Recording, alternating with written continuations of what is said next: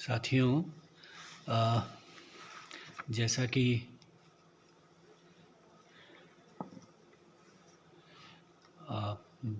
दिन में हमने आपको सूचित किया और कि हम लोग ये जो आपदा 7 फरवरी को आई, उसके संदर्भ में जो भी आपदा के संदर्भ में जो बचाव और राहत कार्य चल रहा है, उसके संदर्भ में आपसे बात करेंगे। इससे पहले भी कुछ दिन पहले हम लोगों ने एक लाइव किया था और मैंने और हमारे साथी इंद्रेश मैखुरी ने, तो उसके बाद फिर हम लोग लगातार उस क्षेत्र में जा रहे हैं और सारे कार्यों का निरीक्षण कर रहे हैं, देख रहे हैं और जो भी हमसे संभव है, जहाँ जो भी लोग हमसे जो वहाँ पीड़ित लोग हैं, जिनके परिजन इस आपदा के शिकार हुए, लापता हैं, उनसे मुलाकात और बातचीत और सब कर रहे हैं। लेकिन आज ये लाइव करने का जो मुख्य उद्देश्य है, मुख्य कारण ये है कि पिछले 12 दिनों से जो राहत और बचाव का कार्य चल रहा है और उसमें जो भी जिस तरह की पूरी स्थिति है, उसने जितना निराश परिजनों को किया है, जितना निराश बाकी लोगों को किया, उतना ही हमें भी किया। लगातार उस स्थिति से गुजरते हुए, उसको देखते हुए बहुत दुख, बहुत हताशा, बहुत ये सब हुआ। इसलिए हुआ कि इसमें बगैर जन दबाव के, बगैर लोगों को इसमें शामिल किए, बगैर लोगों की आवाज़ उठाए, अब जो जहाँ ये स्थिति पहुँच गई है, इससे नहीं लड़ा जा सकता। हमारे अपने बूते में अभी रहा नहीं। तो ये हुआ कि आप लोगों से इसमें सहयोग लिया जाए, आप लोगों को इसमें शामिल किया जाए और आपको बताया जाए कि जो ये चल रहा है ये ठीक नहीं, ये सही बात नहीं है, ये जो लोग प्रभावित हैं उनके साथ अन्याय है। पहला अन्याय तो ये है कि जो कुछ हुआ वो उससे बचा जा सकता था, उसको टाला जा सकता था। पहले तो तभी टाला जाता जब हम लोगों ने शुरुआत की 2004-05 में और कहा कि ये आप मत कीजिए, इस हिमालय के साथ, ये पर्यावरण के साथ आप ये जो खिलवाड़ कर रहे हैं ये ठीक नहीं है। ये हमने 2003-04 से कहना शुरू किया जब ये परियोजना लग रही थी। इसके गवाह जोशीमठ के प्रत्येक सारे लोग हैं। इस जोशीमठ ब्लॉक में जो भी परियोजना प्रभावित गांव है, उस गांव में कोई घर नहीं छूटा, कोई आदमी नहीं छूटा जहां से जिसके पास हम लोग गए ना हो, जिससे हमने बात ना की हो। पैनी से लेकर के और तपोवन तक और उससे आगे तक, बल्कि दूसरी जो परियोजना थी लाता तपोवन परियोजना, वहां लाता तक जितने गांव रास्ते में पड़ते हैं, उनमें कोई घर हमने नहीं छोड़ा जिनके पास हम न गए हों और जिनको हमने इकट्ठा ना किया। और जितना बड़ा आंदोलन उसके संदर्भ में हुआ, ठीक है हमारे मीडिया ने उसको नहीं दिखाया हो या उसको उतना कवर ना किया हो, लेकिन दुनिया भर में बाकी लोगों ने, बहुत सारे लोगों ने उस आंदोलन को के गवाह लोग रहे। वो आंदोलन इतना बड़ा आंदोलन था कि आप लोग विश्वास नहीं करेंगे कि इस सूबे के मुख्यमंत्री नारायण दत्त तिवारी जी, वो उसका उद्घाटन, इस परियोजना का उद्घाटन करने जोशीमठ नहीं पहुंच पाए, नहीं आ पाए, जबकि एनटीपीसी ने तैयारियां की हुई थी। जोशीमठ के लोग जानते हैं इस बात को कि 2-2.5 लाख रुपए का तो फूल आया हुआ था एनटीपीसी, और 14 गाड़ियों का काफिला, एम्बेसडर गाड़ियां दिल्ली से मंगाई गई, जो खाली जो है तिवारी जी के काफिले में चलनी थी। 16 लाख रुपया यहाँ खर्च कर दिया गया था परियोजना के उद्घाटन के लिए। लेकिन लोगों का इतना दबाव था, लोगों का आंदोलन इतना बड़ा था कि तिवारी जी साहस नहीं जुटा पाए उसका उद्घाटन करने के लिए, यहाँ आ नहीं पाए।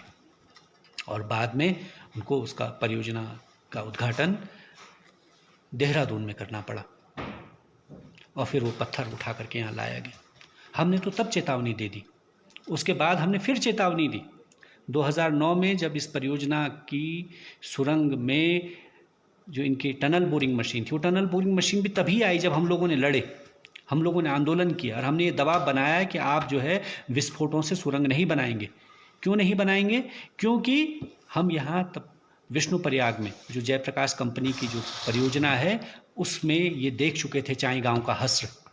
भले हम वहाँ भी लड़े, भले हमसे हमारे कुछ लोगों ने उसमें दगा किया और उस आंदोलन को बेच खाया, विष्णु प्रयाग परियोजना के आंदोलन को, लेकिन उसके बाद हम लड़े, हमने बोला, आवाज़ उठाई, और उसके बाद चाई गाँव के साथ जो कुछ हुआ उसका उदाहरण हमारे सामने था।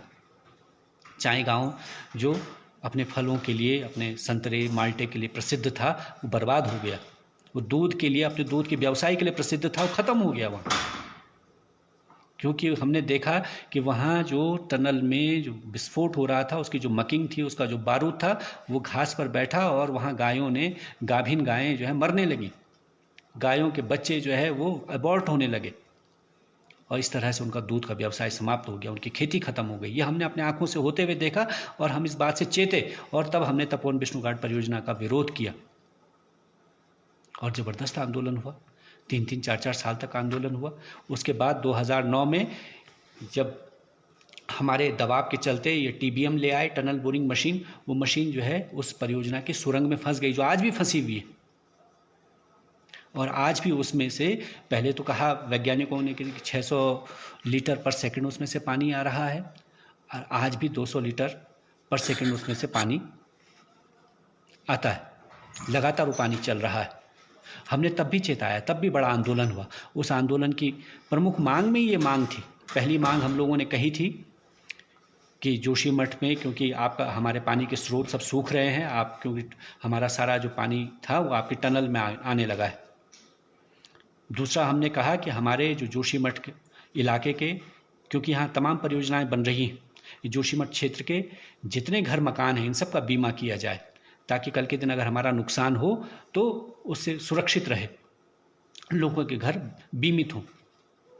तीसरा हमने कहा था कि एक हाई पावर कमेटी का गठन हो, जिसमें पर्यावरणविद, जियोलॉजिस्ट, साइंटिस्ट और समाज के जो प्रतिनिधि हैं उनको रखा जाए और इस परियोजना की समीक्षा हो।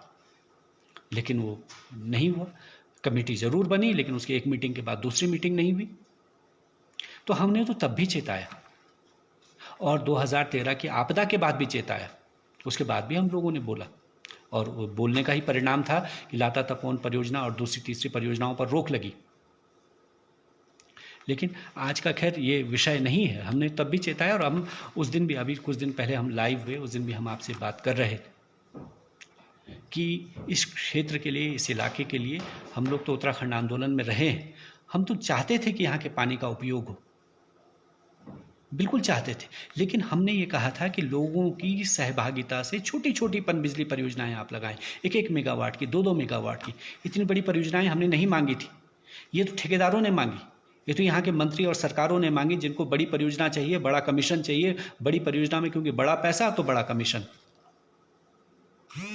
और आप तो देखिए यहाँ पे तो विष्णु प्रयाग परियोजना चल रही है जयप्रकाश कंपनी की, कब वो 440 मेगावाट बिजली बनाता? कभी नहीं बनाता। जब बहुत ज़्यादा पानी भी नदी में होता तब भी नहीं उसकी चारों टरबाइन चलती हैं। तो ये तो केवल हवा एक बड़ा ये खड़ा किया गया, हमारे सामने लोभ का, लालच का पहाड़ खड़ा किया गया, जिसका हम खामियाजा भुगत रहे हैं। लेकिन ये एक पहलू है, लेकिन बड़ा पहलू, बड़ी बात आज के दिन पर जो बहुत ज़्यादा तकलीफ देह है, दुखद है, हम वहाँ से आ रहे हैं। कुछ देर पहले मैं तपोवन से और हम लोग रैणी से होकर के आए।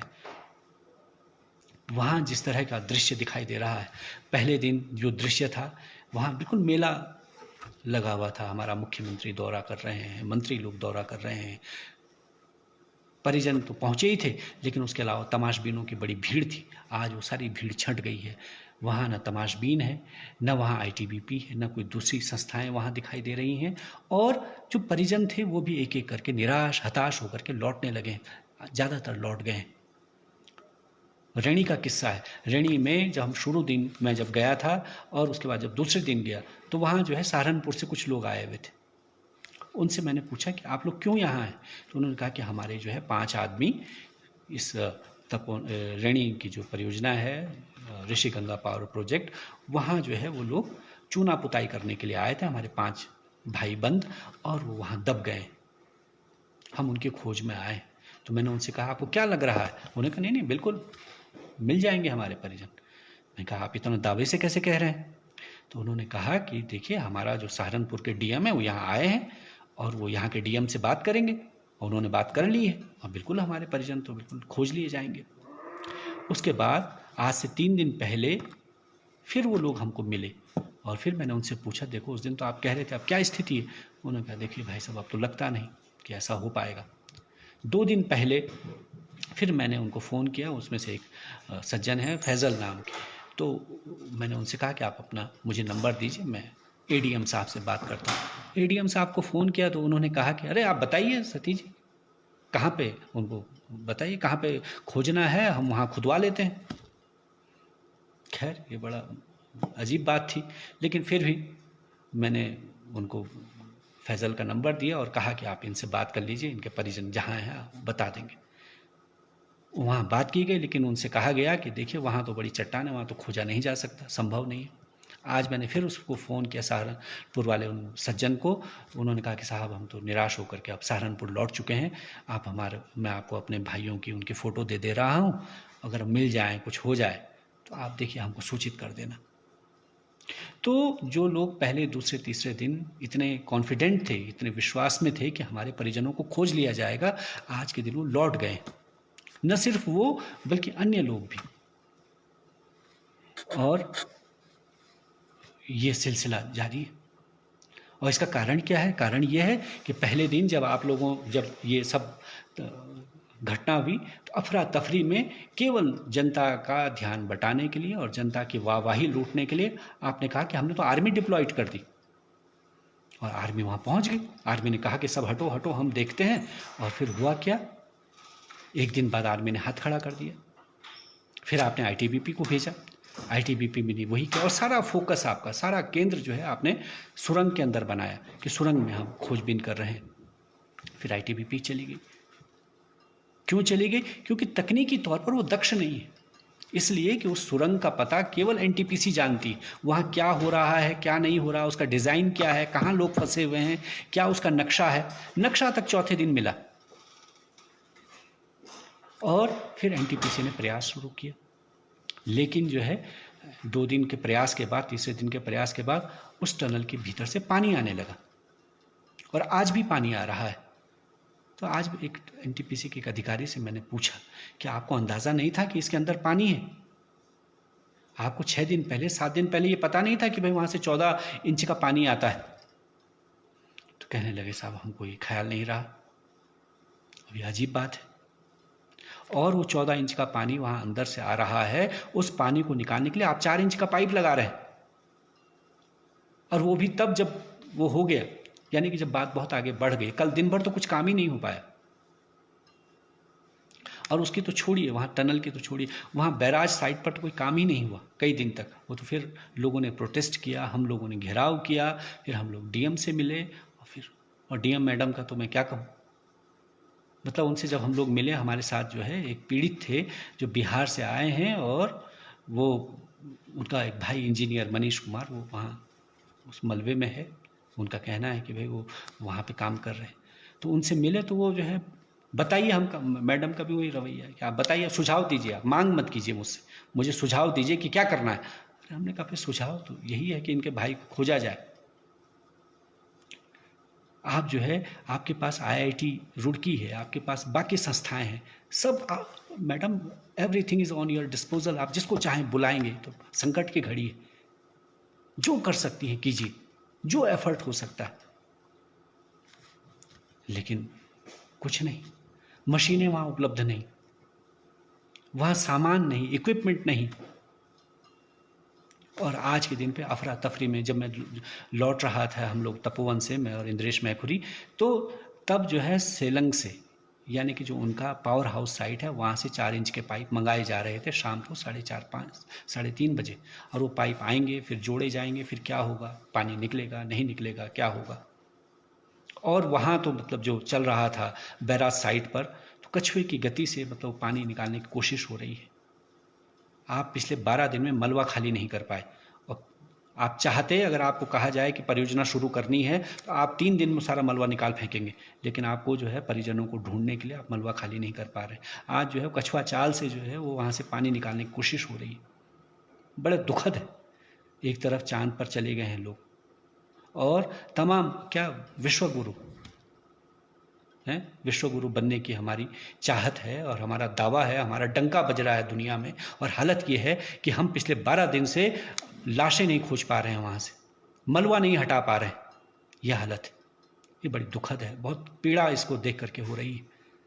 तो तब हम आपसे ये कहना चाह रहे हैं कि आप सब लोग इस पर दबाव, इस वीडियो को भी जितना ज़्यादा आप लोगों तक और सरकारों तक जितना दबाव बना सकते हैं बनाना चाहिए, ताकि कम से कम उन लोगों को जिनके परिजन वहाँ दबे हुए हैं, कम से कम उनके अंतिम संस्कार के लिए वो अपने परिजनों का चेहरा देख सके, कम से कम उनको ढूंढा जा सके।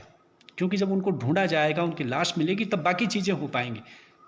और अभी तो ये जो मुआवजे का, राहत का ही सवाल है। अब एनटीपीसी 20 लाख रुपए की बात कर रही है और 4 लाख रुपए सरकार राज्य की और 2 लाख रुपया केंद्र की सरकार। मतलब 2013 में आपदा आई और 2013 की आपदा में 7 लाख रुपया मृतकों को दिया गया।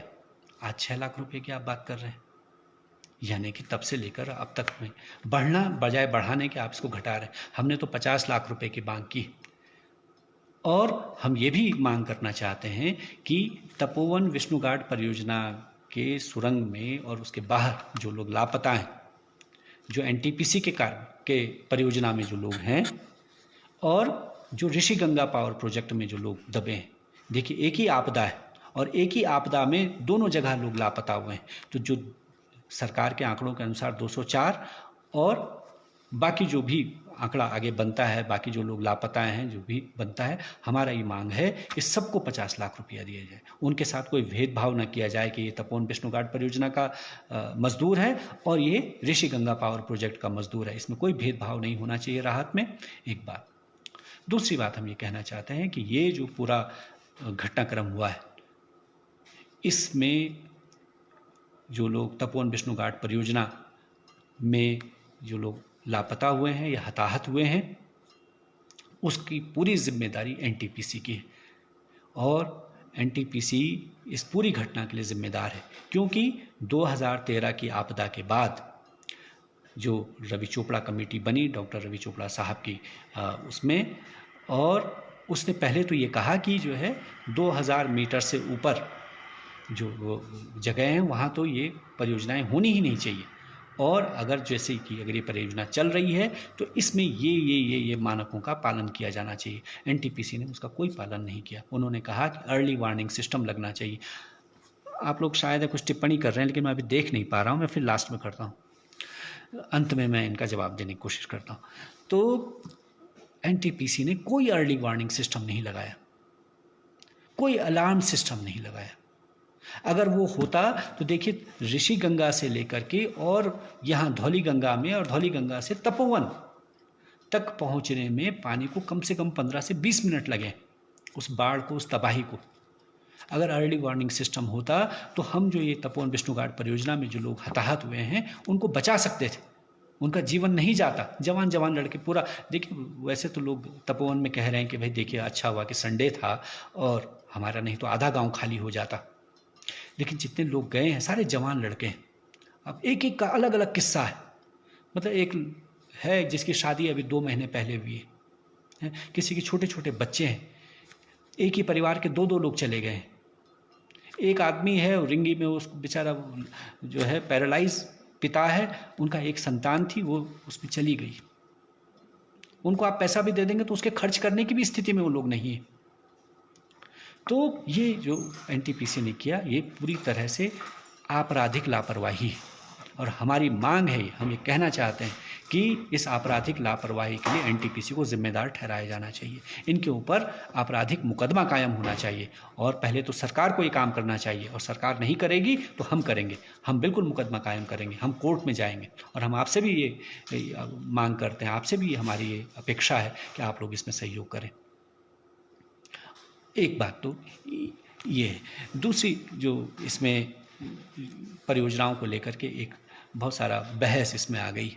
अब ये बने न बने, ये एक जो बहस आ रही है, तो हम तो अभी कह रहे हैं कि अभी इस बहस में जाने की ज़रूरत नहीं है। ये ठीक है, वो बहुत बड़ा नुकसान हुआ है और ये, लेकिन अभी इस बहस को कि दरकिनार करके हमको जो लोग इसमें हताहत हुए हैं उनकी मदद कैसे हो सकती है, और जो लोग वहाँ दबे हुए हैं, सुरंग के अंदर जो फंसे हुए हैं, उनको कैसे जल्द से जल्द हम खोज सकते हैं, कैसे जल्द से जल्द जो है उनको लापता लोगों को ढूंढा जा सकता है।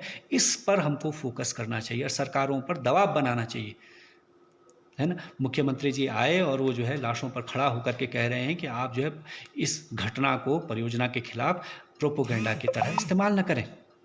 अजीब बात है, आपको परियोजना की पड़ी हुई, आपको बिजली की पड़ी हुई, वो जो लोग मर गए उनकी आपको कोई चिंता नहीं। और जिस तरह का पूरा कोई कोऑर्डिनेशन नहीं, कोई तालमेल नहीं एक एजेंसी का दूसरी एजेंसी से।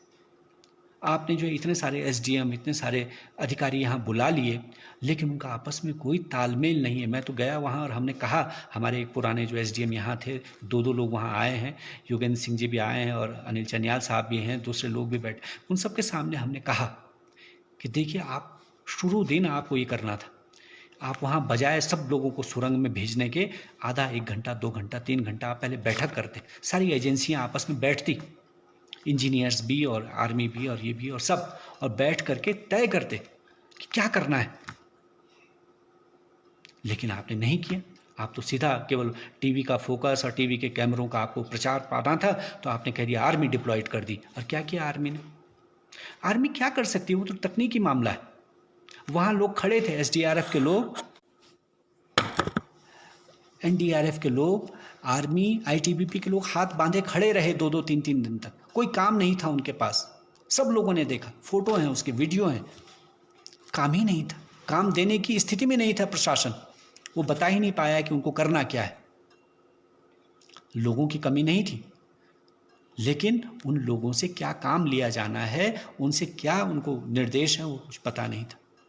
तो तब हम कहना चाह रहे हैं कि जिस तरह की लापरवाही पूरे अभियान में हुई है और अभी भी दिखाई दे रही है, अभी भी पूरा कोऑर्डिनेशन का अभाव है। हम देख रहे हैं कि देखिए, जिस दिन आपदा आई उस दिन हम वहाँ पहुँचे, उसके दूसरे दिन ही लोगों ने देखा कि एनडीआरएफ के लोग हैं, एसडीआरएफ के लोग हैं, आईटीबीपी आर्मी के लोग हैं, लेकिन इनके खाने का प्रबंध नहीं है। तो लोग स्वयं अपने आप, लोगों ने वहाँ लंगर लगाया, भंडारा लगाया, लोग स्वयं पानी, बिस्किट, नमकीन, चाय लेकर के वहाँ पहुँच गए, स्टॉल लगा लिया। तब तक प्रशासन का ना कोई चाय का इंतजाम था, ना पानी का, ना खाने का। लोगों ने स्वयं अपने आप ये सब किया। लेकिन जब लोगों का फोटो उसमें आने लगा, प्रशासन को, जिला प्रशासन को इससे भी दिक्कत होने लगी। आज के दिन उन्होंने सब हटा दिया और अब जो है जिला प्रशासन कह रहा है कि प्रशासन कह रहा है हम लोगों को खाना खिलाएंगे। लेकिन कल रात की घटना है, कल रात जो है जिला प्रशासन ने तपोवन में खाना नहीं दिया। उन्होंने कहा क्योंकि यहाँ तो 40 ही लोग हैं, कि 40 लोगों के लिए तो हम खाना नहीं बना सकते। तो ये वाला, और हम वहाँ रेणी में देख रहे हैं तो वहाँ भी वही हालत है। मतलब बजाय इसके कि आप राहत में और लोगों को बचाने पर ध्यान दें, आपका ध्यान जो है इस तरह की पैटी पॉलिटिक्स, इस तरह की नीच राजनीति पर थी। गलत बात है, अच्छी बात नहीं। और जिस तरह का पूरा रवैया है, मतलब जिलाधिकारी से मिलना भी जो है आज के दिन एक उपलब्धि हो गया है। हमको ऐसा लग रहा है कि कितनी बड़ी उपलब्धि है, जबकि she should have been available for every 24 hour. उनको रहना चाहिए था पूरे 24 घंटे उपलब्ध, लोगों से पूछें, बताएं कि क्या करना चाहिए, लेकिन वो उपलब्धि नहीं। और बाकी सरकार का तो क्या कहें। और जिस तरह से पूरा मंत्रियों ने, संतरियों ने जिस तरह से उस पूरे आपदा के पूरे स्थल को जो है पिकनिक स्पॉट में और सेल्फी स्पॉट में तब्दील कर दिया, इससे ज़्यादा शर्मनाक, इससे ज़्यादा दुखद कुछ हो नहीं सकता। तो तब हम आपसे ये कहना चाहते हैं कि आज के दिन की जो प्राथमिकता है, राशन पाने की ज़रूरत नहीं है लोगों को।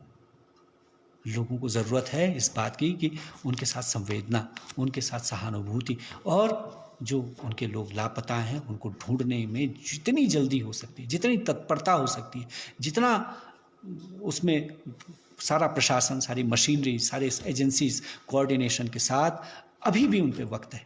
कोऑर्डिनेशन, प्लीज़ कोऑर्डिनेट, कृपया सामंजस्य, तालमेल बैठाएं और उन लोगों को खोजने के लिए जितना प्रयास हो सकता है करें। और आप लोग भी, जो भी लोग सुन रहे हैं, जो भी लोग इसको देख रहे हैं, आपसे भी निवेदन है कि इसको ज़्यादा से ज़्यादा एक तो शेयर करके, ताकि ये सरकार तक ये बात जाए। और अब आप लोग भी लाइव करें, आप लोग भी जहाँ से हो सकता है, जैसे हो सकता है इसको करें, क्योंकि हम ज़मीन पर देख रहे हैं। Very sorry, state of affairs, बहुत ही दुखद स्थिति, बहुत ही ज़्यादा।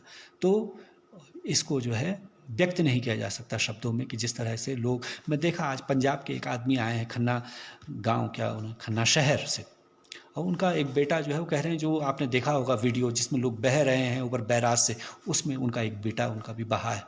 वो कह रहे हैं मेरे 2 बेटे थे और हमारे गांव के 5-6 लोग थे, वो सब यहाँ वो हो गए।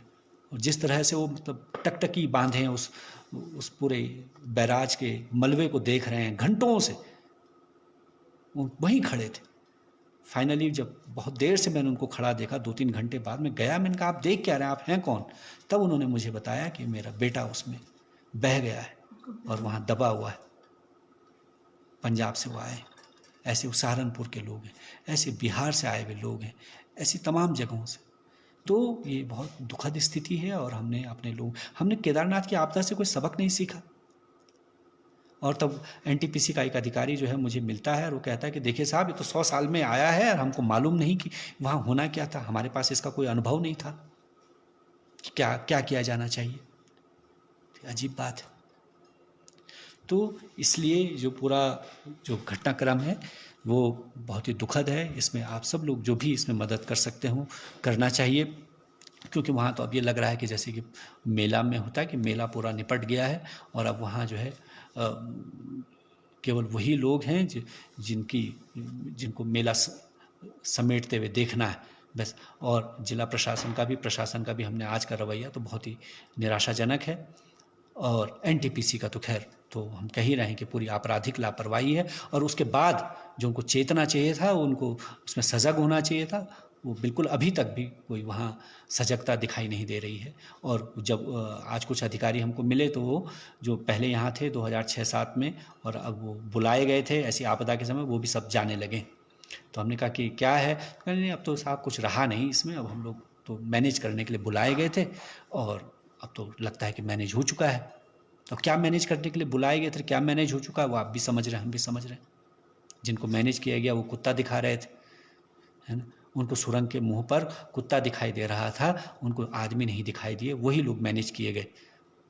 तो इसलिए हम तो मैनेज होने वाले नहीं, और हम आपसे भी उम्मीद करते हैं कि आप भी मैनेज नहीं होंगे और सरकार पर एनटीपीसी पर इस बात के लिए दबाव बनाएंगे कि जो लोग वहाँ दबे पड़े हैं, जो लोग मलबे में हैं अभी भी, उनको खोजने की सब लोग कोशिश करें, सब लोग उसमें प्रयास करें। यही कहने के लिए हम लोगों ने आज का लाइव किया। कुछ देर बाद हमारे साथी इंद्रेश मैखुरी भी लाइव रहेंगे, आप उनको भी ज़रूर देखें, उनको भी सुने, क्योंकि हम लोग वहाँ रैणी में भी आज, क्योंकि थोड़ा काफ़ी दूर तक हमारा जाना हुआ, उसका भी हम लोगों ने लेके आए हैं कि किस तरह की पूरी स्थिति है, उस पर भी फिर बात करेंगे, लिखेंगे। लेकिन आज का हमारा मुख्य वो इसी पर था। तो कोई सवाल, आपके कोई बात हो तो मैं देखूं, ऐसा तो कुछ दिख नहीं रहा है, कोई सवाल है? तो अच्छी